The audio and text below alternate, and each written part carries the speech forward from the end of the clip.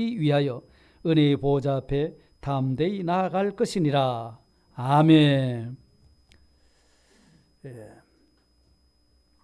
우리는 최율의 주님의 그 사랑 안에 살고 있습니다. 나를 위하여 몸소 인간이 되어 오시고 또 인간의 삶을 친히 사시면서 인간이 겪는 모든 고난, 역경, 슬픔, 아픔, 이것을 우리 예수님께서도 똑같이 겪으셨습니다. 그렇기 때문에 우리를 체휼하실 수 있는 것입니다. 우리의 사정을 다 아시고 우리의 아픔과 슬픔, 고통, 거기에 동참해 주시는 분이 바로 체휼하시는 예수님이십니다.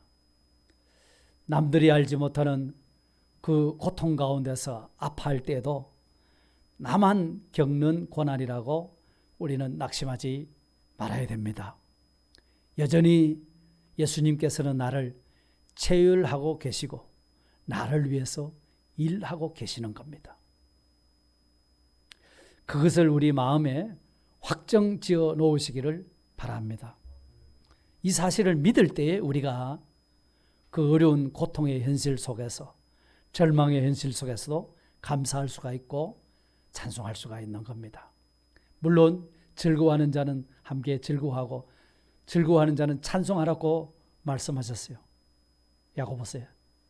즐거워서 찬송할 때 그 기쁨, 감격 그거 하고 고난 속에서도 찬송할 때 그 찬송, 그런 결이 또 다른 겁니다. 남들이 그런 아픔 속에, 그런 절망 속에서 어떻게 찬송이 나오고 감사가 나오느냐 해도 체휼하신 주님이 나를 위해서 일하시는 것을 생각할 때 감사할 수 있고 우리는 찬송할 수가 있는 겁니다. 저 이야기를 오늘 좀 많이 말씀드려서 참 죄송하기도 한데요. 병원에 있을 동안에 제가 그야말로 꼼짝을 못하고 웅크리고 있었습니다. 성경을 펴놓고 읽을 수가 없었습니다. 그때 내가 성경 구절을 알고 있는 것이 얼마나 되는가 한번 되뇌어 봤습니다. 그런데 몇 가지 없어요. 전에는 에베소서, 갈라디아서, 또 야고보서, 로마서 8장, 신명기 28장 그거 다 암송하게 했거든요. 신학교 다니면서 말이죠. 그거 암송을 마쳐야 토요일 날 아침에 교회로 돌아갈 수 있었지. 그거 못 마치면은 토요일 늦게까지라도 붙잡혀서 암송을 해야 됐던 겁니다. 그러니까 제가 이렇게 성경 말씀이 내 마음에 남아있는 것이 몇 가지 안 되는구나. 이거를 생각하고 아무래도 우리 성도님들도 그러실 것인데 이 성경 구절을 암송하는 것이 중요하겠다. 왜요? 성경을 마음대로 펴놓고 성경을 읽을 수 있을 때도 있지만 성경을 펼 수가 없는 때가 있다는 거죠. 성경을 가질 수 없는 때도 있어요. 물론 스마트폰 안에도 성경을 이렇게 앱을 깔아서 볼 수도 있습니다만 그게 어렵습니다. 그럴 때 필요한 것이 내가 내 마음속에 성경을 담아놓고 있으면 그 말씀이 생각나게 되는 거예요. 그 말씀을 떠올려 보는 겁니다. 그럴 때에 내 속에 담겨져 있던 그 말씀이 들어서 나에게 힘을 주시고 위로가 되게 하시고 소망을 주는, 얼마나 큰 힘이 된다는 것을 여러분들이 한번 겪어보시면 아실 겁니다. 제가 신방을 가고 병원에 계시는 분들 신방 가면 주로 이사야 41장 10절 말씀을 이렇게 읽고 권면을 드리는데요. 그 여러분들도 잘 아시잖아요. 그 말씀은 여러분들이 꼭 암송해 두시기를 부탁합니다. 뭡니까? 내용을 한번 보시죠. 같이 읽어보겠습니다. 시작. 두려워하지 말라. 내가 너와 함께 함이라. 놀라지 말라. 나는 내 하나님이 됨이라.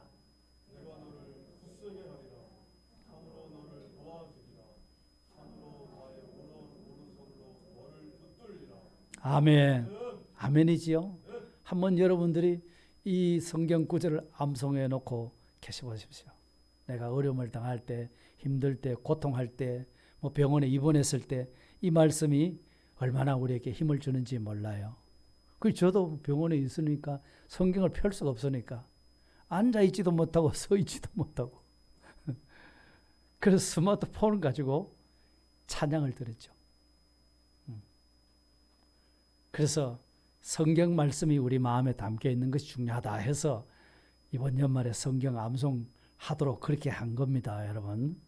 그리고 찬양을 듣는다고 하는 것, 찬양을 다 따라하지는 못해도 같이 흥얼거릴 수 있다는 것, 내가 너를 도우리라, 또 날 구원하신 주 감사, 너는 내 아들이라, 뭐 이런 찬양을 계속해서 들어서 힘을 얻을 수가 있었고 감사할 수가 있었어요.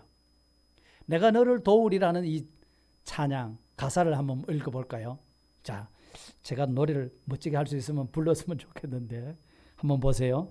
세상 일에 실패했어도 너는 절망하지 말라. 내가 너를 도우리라. 다시 일어서게 하리라. 질병으로 고통당해도 너는 두려워 말라. 내가 너를 도우리라. 다시 일어서게 하리라. 제가 병을 앓았거든요. 그 다음에 나를 버린 자들도 내가 사랑하거늘 하물며 너희를 그냥 둘까 보냐. 그냥 내버려 두지 않는다는 거죠. 나는 너와 함께하는 너희 하나님이 됨이니 의로운 오른손으로 붙들리라. 아까 이사야 43장에 나온 말씀이죠. 41장 10절에 내가 너를 굳세게 하리라. 내가 너를 크게 사용하리라. 너로 하여금 나를 증거하도록 내가 너를 도우리라. 아멘이죠. 네, 참 힘이 되는 찬송이었습니다. 그렇습니다. 주님은 연약한 나를 다 아십니다. 그리고 도와주시는 체휼의 주님이라고 말씀했습니다. 그러면 주님이 체휼하시고 도와주시면 내가 지금 당하고 있는 이런 어려운 상황, 고통 상황, 절망하고 낙심하는 이런 상황이 탁 그만 바뀌어지느냐 하면 그렇지 않지요. 여전히 현실은 그대로 고통 중에 있습니다. 그럴 때 그래도 체휼하시는 주님 때문에 감사를 잃어버리지 않을 수 있고 찬양을 잃지 않을 수가 있습니다. 그때 찬송이 안 나온다 할 때 일부러라도 감사하고 찬송하시기 바랍니다. 일부러라도. 왜 그런지 아십니까? 우리에게는 체휼의 주님을 만나서 감사를 하고 찬양하고 이렇게 하는 것을 가만히 두고 못 보는 자가 있어요. 그게 우리 원수인데요. 그게 원수입니다.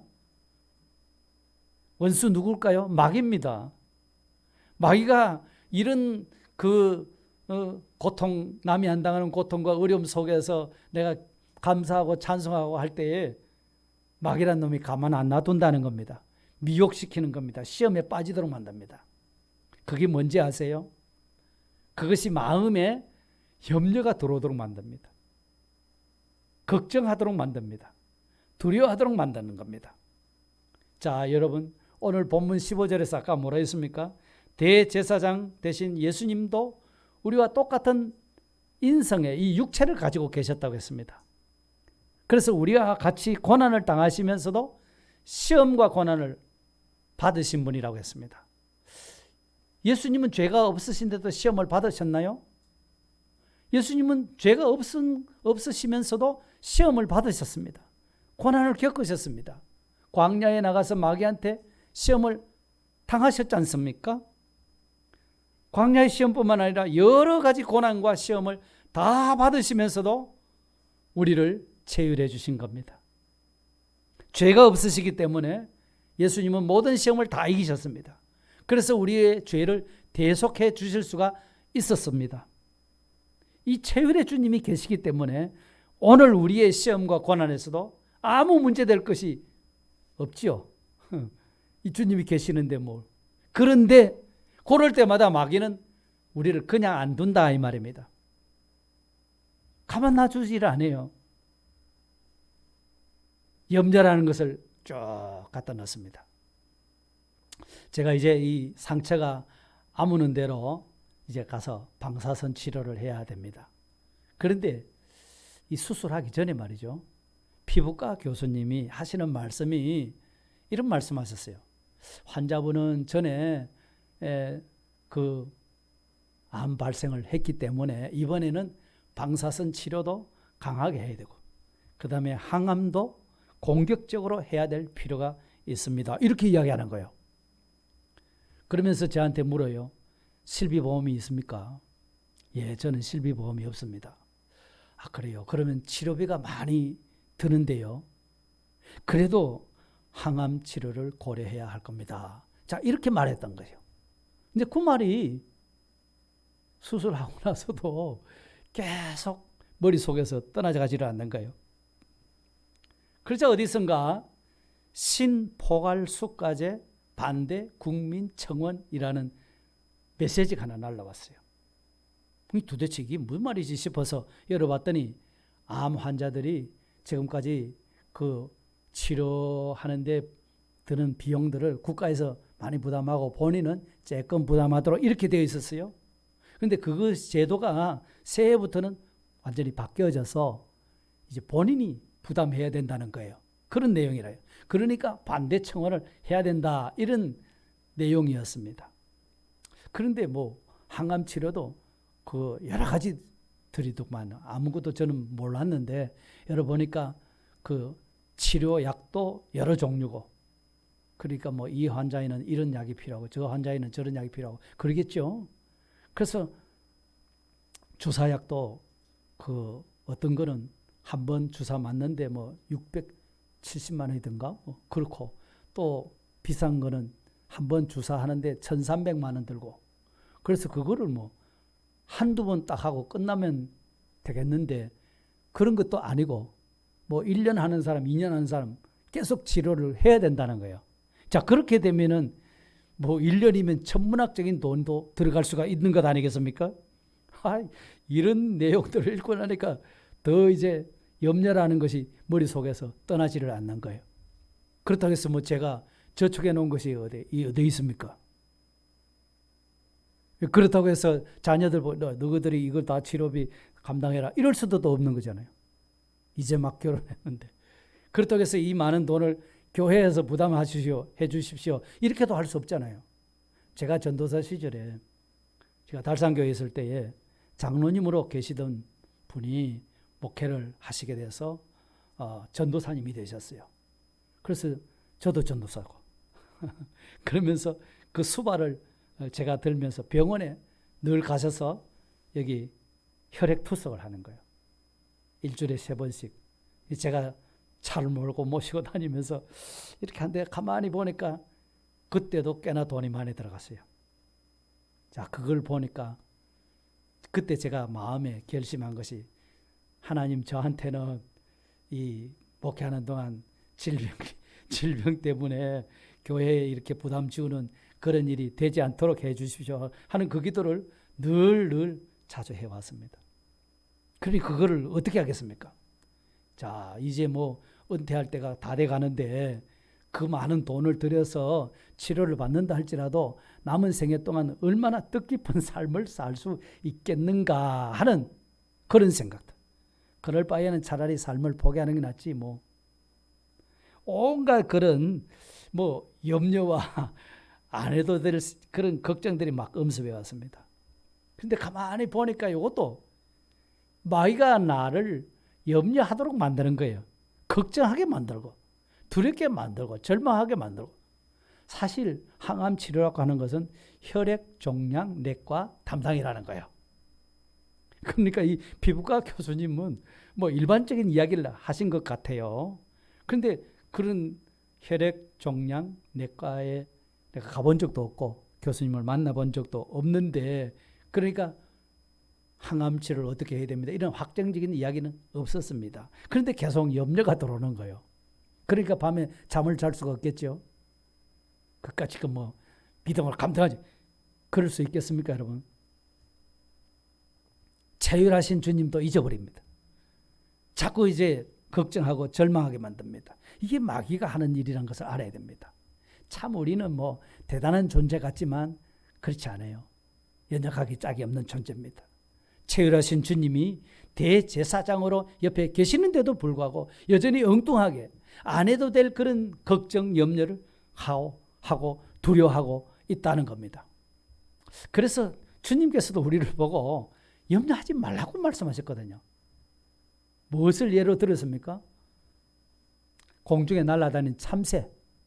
그 참새를 들어서 마태복음 10장 29절을 이하에 뭐라고 했는가 하니까 참새 2마리가 한 아사론에 팔린다는 거예요. 그러나 아버지께서 허락하지 않으면 그게 땅에 떨어지지 않는다는 거예요. 공중에 날아다니는 참새 2마리가 한 아사론, 동전, 우리로 말하면 1원짜리 동전에 팔렸다는 겁니다. 그것도 우리 하나님 아버지께서 허락하지 않으면 안 되는데 너희에게는 머리털까지 다 세신 바 되었다 했습니다. 그러니까 두려워하지 말라는 겁니다. 너희는 많은 참새보다 뭐라고요? 귀하다고 그랬잖아요. 그렇죠? 그렇다면 진짜 우리는 염려를 안 해도 되겠습니까? 안 되겠습니까? 안 해도 되지요. 그렇잖아요. 염려를 안 해도 되는 겁니다, 사실은. 그런데 왜 염려를 또 안 해도 되는가? 왜 염려를 안 해도 되는가? 오늘 본문 가운데 또 답이 있습니다. 그것은 아무리 마귀는 우리를 염려하도록 자꾸 미혹합니다. 시험에 빠지게 만듭니다. 그래도 우리 주님은 우리를 체휼하시는 분이라고 했거든요. 체휼하신 그분이 뭐라고 말씀하셨는가 하니까 때를 따라 도와주시는 분이기 때문입니다. 때를 따라 돕는 은혜를 베풀어 주시는 분이라고 말씀하셨어요. 그러니까 마귀가 와서 우리를 사로잡아서 연약한 마음 더 연약하도록 만들고 좌절하고 절망하게 할 때에 우리는 별 수 없이 꼼짝없이 마귀의 종이 돼가지고서 마귀 시킨 대로 합니다. 마귀가 울으라 하면 울고 실망하라면 실망하고 절망하라면 절망하고 그럽니다. 그러니 별 수 없어요. 체휼하시는 주님이 함께 해주시지 않으면 아무것도 할 수 없는 참 보잘것없는 연약하기 짝이 없는 존재입니다. 여러분 잘 아시죠? 엘리야 선지자 아시죠? 생각나십니까? 갈멜산에서 바알 선지, 아세라 선지 850명하고 혼자 대결을 했습니다. 대결해서 혼자가 이겼지 않습니까? 그러면 그때 아합 임금이나 그의 왕비 이세벨이 진짜 하나님이 계신다 싶어서 우리가 바알 섬기는 것을 버리자 이렇게 한 것이 아니에요. 그의 아내 이세벨이 이 엘리야를 죽여야 되겠다고 해서 찾아 나섰죠. 그럴 때에 이 엘리야가 그런 위대한 능력을 나타냈던 엘리야가 실망하고 저 애굽으로 내려가는 광야로 가서 머리를 쳐박고 주여 내 생명을 거두어 주옵소서 그랬거든요. 그렇게 아주 불의 선지자라고 할 수 있는 그런 엘리야도 한낱 그 이세벨의 그 죽이겠다고 쫓아온다 하는 그 바람에 걸어마 날 살려라 하고 도망쳤던 사람이거든요. 로뎀나무 아래 머리를 쳐박고 주여 나를 내 생명을 건져 주십시오. 내 생명을 거두어 주십시오. 이랬거든요. 참 그렇습니다. 우리는 주님의 손에 붙들려 있지 않으면 체휼의 주님 안에 있지 않으면 별 수 없이 연약한 존재가 되고 맙니다. 마귀 종노를 할 수밖에 없습니다. 그런데 주님께서는 그런 연약한 우리인 줄을 다 아시고 그래서 체휼하시는 분이라고 말씀하셨어요. 재밌는 이야기 하나 더 해드리겠습니다. 제가 병실에 있으면서 그 6인실에 바로 맞은편에 있는 분이 60세 아저씨인데요. 이분은 당뇨로 인해서 오른쪽 엄지발가락을 잘라낸 분입니다. 그런데 이번에는 왼쪽 발가락에 물집이 생기더니만은 이 왼쪽 발가락 3개를 또 잘라야 된다는 겁니다. 그래서 그 수술 날짜를 월요일 날로 잡아놓고 토요일 날이 20일 날 토요일이 자기 아들 결혼식이라요. 그런데 지금 결혼식인데 나가야 되지 않겠습니까? 그런데 외출을 좀 시켜달라고 했어요. 그랬더니 간호사님들이 와서 하는 말이 외출을 하려고 하면 안 되고 퇴원을 하십시오. 그래서 병원비를 정산하고 퇴원하시고 다시 재입원하셔야 됩니다. 그게 말하자면 그게 병원 내규로 되어 있다는 거예요. 그러게 되면 이 수술 날짜 잡은 것도 불확실하고 병실도 없어서 병실이 잘 없어요. 그러면 뭐 병실 없으면 또 어디 기다려 이래 되거든요. 그래 이게 뭐 큰 어려움이 겹쳤잖아요.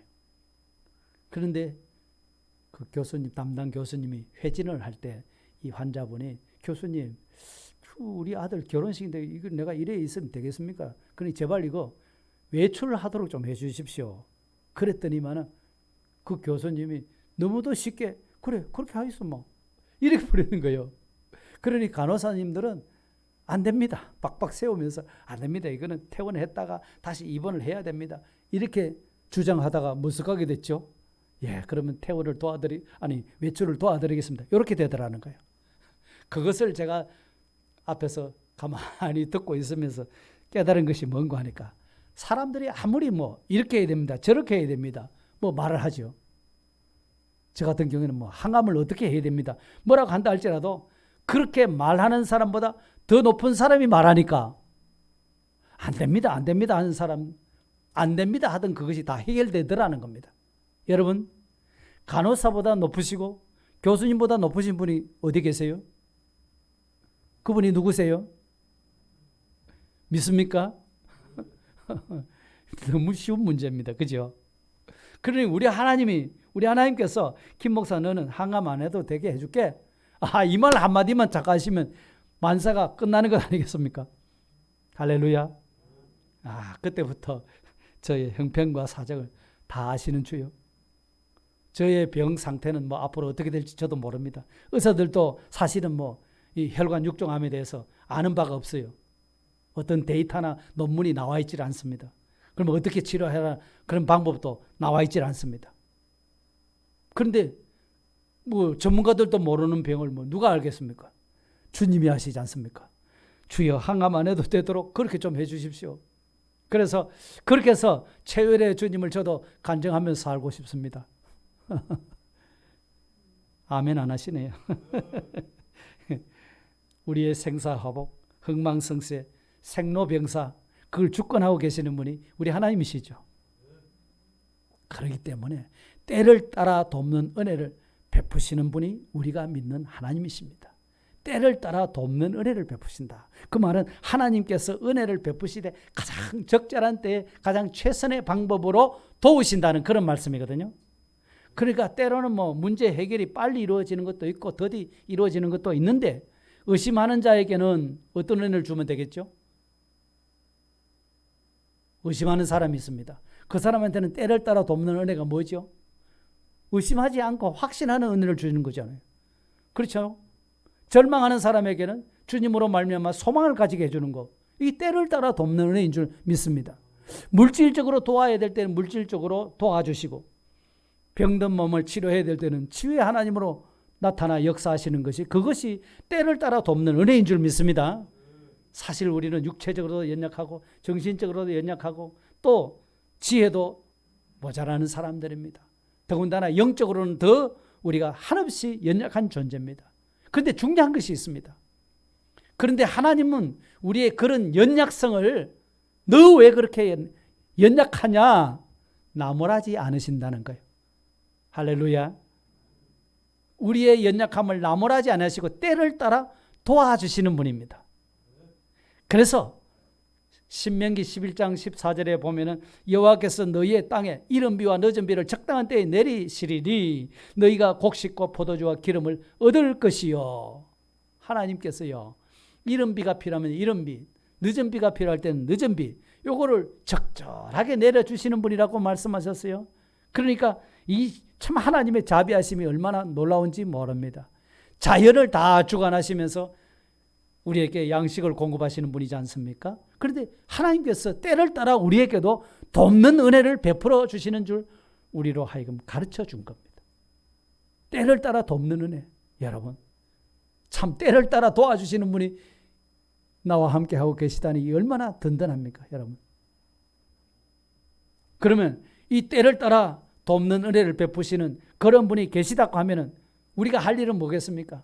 때를 따라 우리에게 돕는 은혜를 베푸시는 그 하나님 앞에, 은혜의 보호자 앞에 담대히 나가서 부르짖는 겁니다. 할렐루야. 16절을 다 같이 한번 읽어보겠습니다.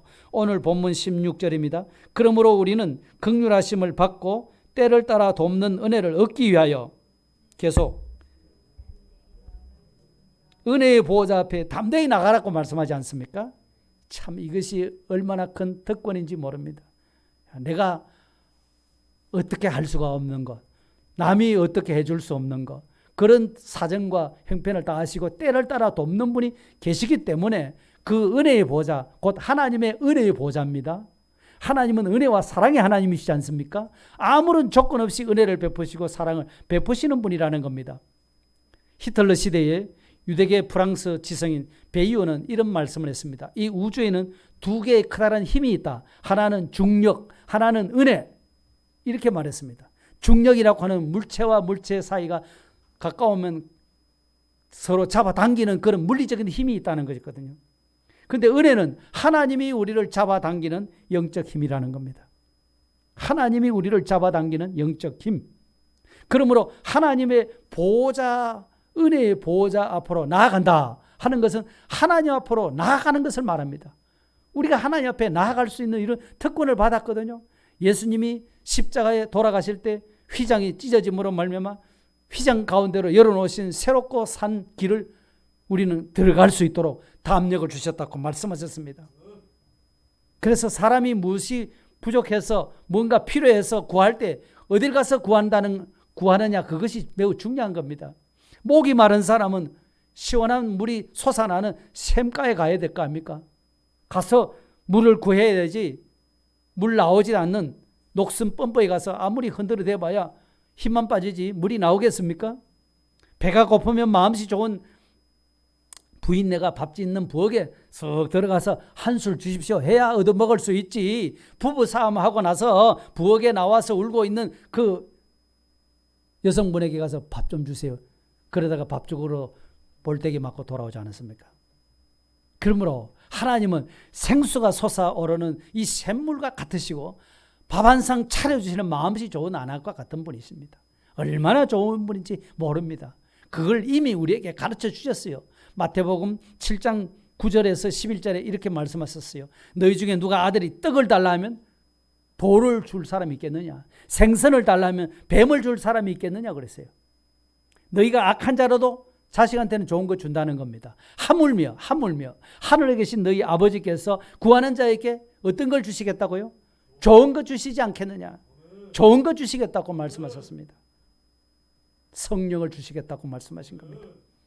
그렇기 때문에 여러분, 하나님의 은혜의 보호자 앞으로 담대히 나아가시기를 바랍니다.